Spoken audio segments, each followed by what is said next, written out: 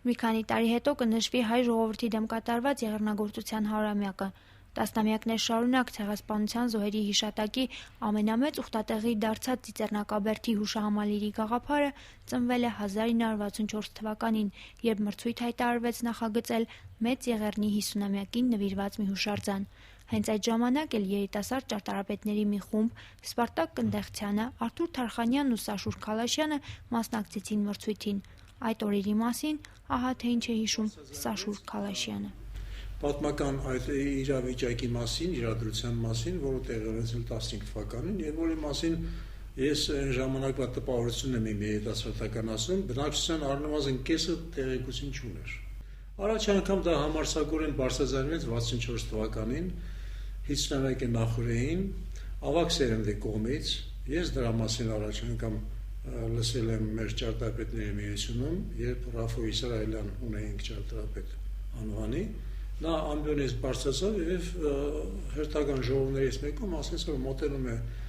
Մեծ Եղեռնի 50-ամյակը եւ ճարտարապետները պետք է ինչ-որ մի բանով ասելիք ունենան այդ իրադրությունը նշելու, շեշտելու ինչ-որ մի կերպով։ Նույն 64 թվականի տարեվերջին, մոտ նոյեմբեր ամսի պես ասեմ, մի խումբ ճարտարապետների ներքին կարգով հանձնարարվեց, որպեսզի մշակեն էսկիզային նախագիծ Եղեռնի հուշարձանի, կառավարությունը հանձնարարեց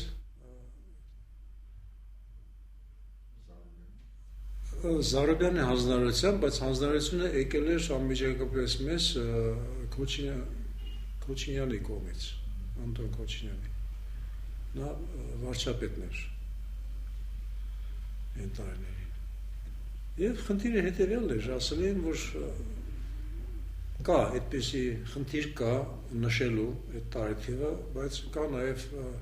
առաջարկություն, որպեսզի դա հուշարձան լինի, բայց որովհետև աշխարհում չկա Եղեռնի հուշարձան, մենք չենք պատկերացնում, թե հուշարձանը ինչ կարգի բան կարող է լինի։ Եվ մեզ մի ամիս ժամանակ տվեցին այդ 10 տարբեր ճարտարապետների։ Եվ մի ամիս հետո մենք մեր էսկիզները տարանք ներկայացրեցինք առաջարկությունները։ Իմ տպավորությունս է այն ժամանակ, որ նախ ես ասեմ, որ երբ որ մենք սկսեցինք նախագծել, մենք մեծ դժվարությունների հանդիպեցինք, որովհետև ինքներս էլ պատրաստ չէինք, որովհետև նման օրինակը չկա աշխարհում, թե եթե մի բան նախագծում ես, ուզում ես իմանալ, թե ուրիշները ոնց են դա արել։ Եղեռնի սարսափը բոլորը այնպիսի մռայլ տոներով էին այդ նախագիծը արել, ներկայացրել, հատկապես քանդակազարդ, դիակներով լի եւ այլն, մորթելով, մի խոսքով։ Եվ այդ դժվարությունը զգաց նաև կառավարությունը, երբ որ քննարկվեց վերջացվեց, նրանք ասեցին շատ լավ է, ձեր առաջարկությունները հետաքրքիր է, բայց մենք հիմա հասկացանք ինչ պետք է արվի։ Դուք ներկայացրել եք բոլորդ միայն սարսափը, բայց չէ՞ որ այդ սարսափից հետո մենք կանք, մենք զարգանում ենք, մենք հիմա հիշում ենք, մենք հիմա պայքարենք, ուր է ձեր հուշարձանի մեջ այդ երևույթը, որ մենք կանք։ Որից հետո կառավարությունը հայտարարեց արդեն բաց մրցույթ, ծրագիր կազմեց, թե ինչ պետք է լինի, եւ ծրագրի մեջ գրեց, որ հուշարձանը պետք է արտահայտի ողբերգությունը, բայց նա պետք է նաեւ ցուցադրի մեր ազգի վերածնունդը, մեր ազգի գոյատևումը, եւ ոչ թե մահը։ Այդ դա դրվեց մրցույթի հիմքում, եւ այս անգամ արդեն մրցույթին շատ մարդիկ մասնակցեցին, մոտ 70-80 նախագիծ ներկայացվեց, դա արդեն 65 թվականի մոտավորապես մայիս ամիսն էր։ Մենք էլ այդ հին նախագծից զատ արեցինք այս նոր նախագիծը, որը հիմա դուք գիտեք ինչի մասն է խոսքը, եւ այդպես դա արեցինք որպես պարտքի զգացում, մտներով չի ասում, որ դա կարող է շահի։ Սարսափելի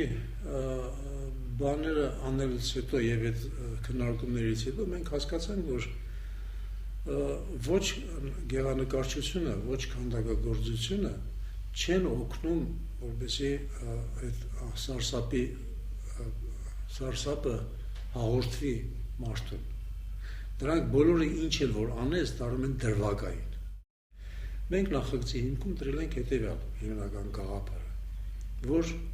Եղեռնի հուշարձանը դա ի վերջո մի հատ մեծ տապան է, հսկայաչափ տապան է, համազգային տապան է, այդպես ասենք։ Միլիոնավոր